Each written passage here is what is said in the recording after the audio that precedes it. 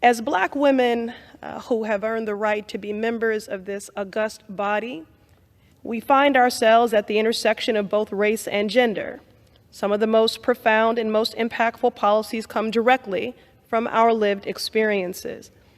Each day as we walk these sacred halls of power, we see statues and portraits of white men that serve as reminders of the inequality and the lack of parity in these halls, in our nation's past and present. For centuries, the contributions of Black women have been excluded from the narrative and marginalized in history, but not today. Today, there will be no erasure. We will give all the flowers to Shirley Chisholm and Barbara Jordan and Polly Murray. Black women, they believed, are inherently valued and our equality is a necessity. And they advocated for the ERA to codify those truths in our Constitution. But ratifying the ERA is not only about history, it is about the here and now.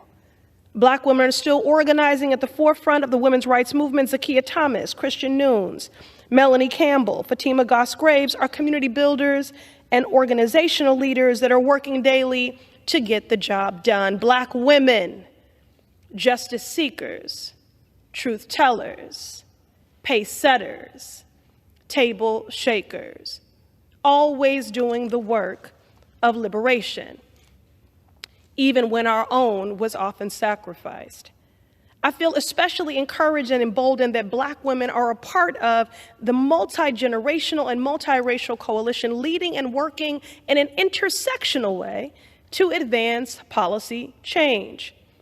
This Congress, I introduced a joint resolution to finally make the Equal Rights Amendment the 28th Amendment to the Constitution of the United States of America, but I did not introduce it alone.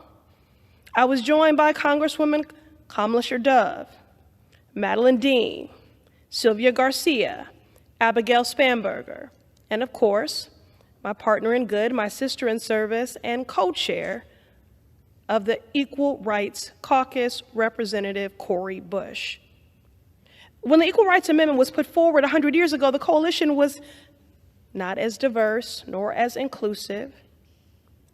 As a Black woman who has experienced firsthand many of the daily indignities of an unequal society and heard stories from my mother, Sandy, may she rest in peace and power, who throughout her career had to train men who were paid more and promoted over her.